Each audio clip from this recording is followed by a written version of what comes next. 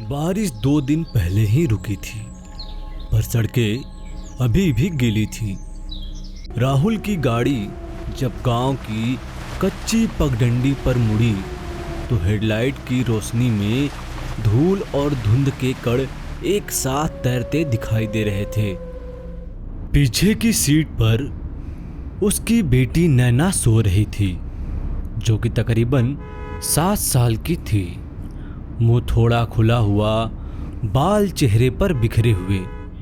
बगल में मेघा खिड़की से बाहर देख रही थी। कितना दूर है अभी? मेघा ने धीमे से पूछा। राहुल का जवाब आया, बस आ ही गए हैं। गांव का नाम था खजूरपुर।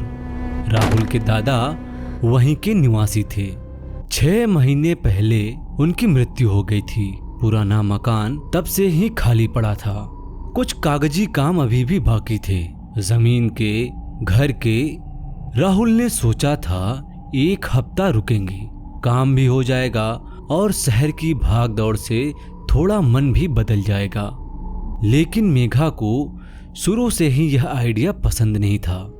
उसने निकलने से पहले भी कहा था, वो घर कितने साल से बंद है, पता नहीं अंदर क्या हाल हुआ होगा। जब गाड़ी उस घर के सामने आकर रुकी, पुरानी दीवारें, उन पर जमी काई, जगह जगह से उखड़ा हुआ चूना, तो मेघा कुछ सेकंड तक बस घर को देखती ही रही। उसी वक्त पीछे नैना भी उठ गई। उसने बोला, पापा यहाँ रोशनी क्यों नहीं है? रोहन ने जवाब देते हुए बोला, है बेटा। नहीं, मेरा मतलब। नैना ने सामने की तरफ उंगली की। उस घर में भी नहीं है, सामने वाले में भी नहीं। राहुल ने नजर उठाकर देखा। सच में पूरी गली अंधेरे में डूबी पड़ी थी। एक भी घर में रोशनी नहीं थी। रात के सिर्फ 8 ही बजे थे, लेकिन गांव ऐसा लग रहा था जैसे बहुत पहले ही सो चुका हो। अगली सुबह राहुल बाहर निकला। पड़ोस के घर के बाहर एक बुजुर्ग बैठे थे, राम खिलावन चाचा। दादाजी के वो बहुत पुराने दोस्त थे। हाथ में बीड़ी थी और नजर कहीं दूर टिकी हुई। राहुल ने झुककर उनके पैर छुए। उन्होंने धीरे से उसकी तरफ देखा। कब आए बेटा? कल रात ही आया दादा। कुछ पल तक वो बस राहुल को देखते रहे। कितने दिन रुकोगे? शायद 1 हफ्ता। कुछ कागजात काम अभी बाकी हैं। 1 हफ्ता? उन्होंने जैसे खुद से दोहराया। फिर थोड़ी देर बाद बोले, तुम्हारे दादा बहुत अच्छे आदमी थे। हाँ, बहुत अच्छे। उनकी आवाज में एक अजीब सी थकान थी। वो धीरे धीरे उठे और अंदर जाने लगे, लेकिन दरवाजे तक पहुंचकर वो अचानक से रुक गए। आज कौन सी तारीख है? राहुल ने अपना मोबाइल फोन देखा। 12 सावन। बस इतना सुनते ही उनके कदम रुक गए। अगले ही पल दरवाजा बंद हो गया। राहुल कुछ सेकंड तक वहीं खड़ा रहा। धूप थी, चिड़ियों की आवाज भी आ रही थी, लेकिन फिर भी उसे अजीब लग रहा था। उधर मेघा सामान लेने दुकान पर गई थी। दुकान पर एक मोटी औरत बैठी थी, लाल साड़ी, माथे पर बड़ी बिंदी। उसने मेघा को ऊपर से नीचे तक देखा। उसने पूछा, कहाँ रुके हो? वो पुराना घर, शर्मा जी वाला। मेघा ने जवाब दिया, हाँ। वो चुप रही, फिर धीमे से बोली, सावन में आए हो? बच्चा भी है साथ?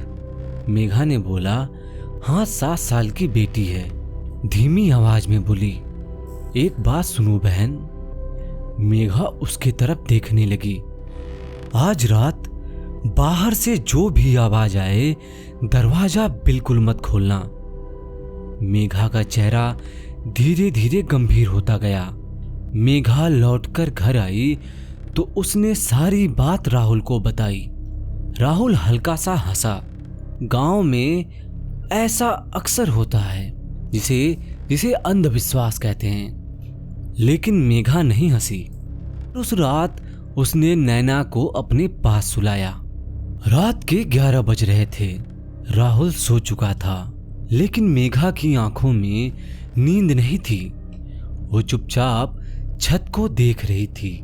नैना उसके पास सोई हुई थी। तभी बहुत दूर से एक आवाज आई, ढोल की आवाज, बहुत धीमा, बहुत भारी, जैसे किसी ने ढोल को मिट्टी के नीचे दबाकर बजाया हो। धम, फिर एक लंबी खामोशी, फिर धम। हर थाप के बीच इतना सन्नाटा था कि एक पल को लगता बस अब बंद हो गया। लेकिन फिर वही आवाज वापस लौट आती। मेघा धीरे से उठकर बैठ गई। अब ढोल थोड़ा साफ सुनाई दे रहा था। धम धम। उसी के साथ बाहर कुत्ते रोने लगी थी, लेकिन वो आम भौंकना नहीं था, वो लंबी टूटी हुई आवाज थी। नैना की आंख खुली। उसने तुरंत मेघा का हाथ पकड़ लिया। माँ, सो जा बेटा। माँ, वो क्या बज रहा है? कुछ नहीं। नैना कुछ सेकंड तक चुप रही, फिर बहुत धीरे बोली, माँ, वो आ रहा है माँ।